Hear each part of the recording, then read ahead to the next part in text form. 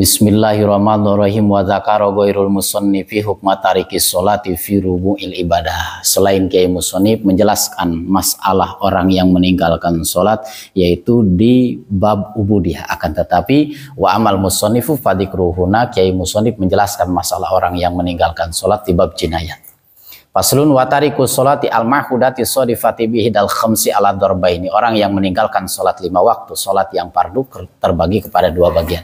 Jadi orang yang meninggalkan sholat terbagi kepada 2 bagian. Ahaduhu ma'ayat sukah wa huwa mukallafun. Yang pertama orang yang sudah balik berakal meninggalkan sholat. Wairu mutaqidatin liwujubiha wa hukmul murtad. Akan tetapi orang tersebut tidak mengiktikadkan wajibnya sholat, maka hukumnya seperti orang murtad. Jadi ketika orang Islam meninggalkan sholat 5 waktu dan ia tidak mengiktikadkan wajibnya sholat, maka orang tersebut dihukumi murtad. Wasabaqa qoriban bayanuhu, penjelasan masalah murtad baru saja dijelaskan di dalam masalahnya. Wasani ayat rukah kaslan mutaqidan liwujubiha payus tatabu hatta yakhruja waktu halakaunihi. Yang kedua, orang yang meninggalkan sholat kaslan karena memang malas untuk mengerjakan sholat, akan tetapi muqtaqidan liwujubiha, orang tersebut mengiktikadkan wajibnya sholat.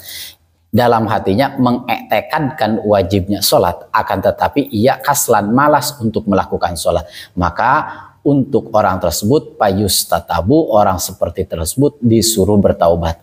Bain tabat wa sholat wa huwa tafsirul li taubat, sehingga ia ketika disuruh taubat dan ia mau taubat dan melakukan sholat, ya wa huwa tafsirun li taubat, penjelasan taubat ya sudah jelas. Wa ila ay wa ilam yatub kutila hadda la kufron, jika ia sudah diperingati taubat, sudah diajak taubat, disuruh taubat, tapi wa ilam yatub, orang tersebut tidak mau taubat, maka kutilah hadan, orang tersebut harus dibunuh, dihukum karena had, la kufron, bukan karena kufur.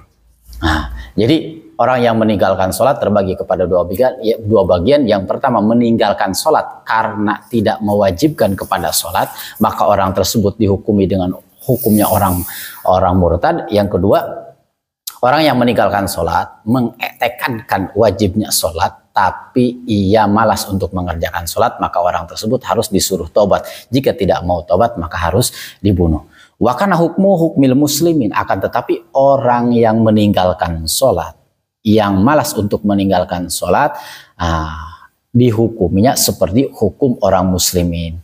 Bidapni wa maqabirihim wala yutmasu qabruhu.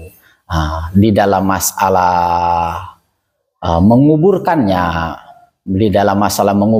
maka orang yang meninggalkan sholat karena malas itu dihukumi orang muslim ketika dikuburkan, dimakamkan di pemakaman muslimin, dan makamnya tidak diperbolehkan, wala yutmasu qabruhu, makamnya tidak diperbolehkan dihilangkan. Jadi orang yang meninggalkan sholat terbagi kepada 2 bagian. Yang pertama, meninggalkan sholat karena mengiktikadkan tidak wajibnya sholat, maka orang tersebut dihukumi murtad. Yang kedua, orang yang meninggalkan sholat dalam hatinya mengiktikadkan wajibnya sholat, akan tetapi malas untuk mengerjakan sholat, maka orang tersebut disuruh taubat. Jika tidak mau taubat, maka harus dibunuh. Dan ketika dibunuh, orang tersebut dihukumi seperti orang muslim, dimakamkan di tempat pemakaman muslim dan kuburannya tidak diperbolehkan dihilangkan. Kitabu Ahkamil Jihad, wallahu a'lamu bishawab.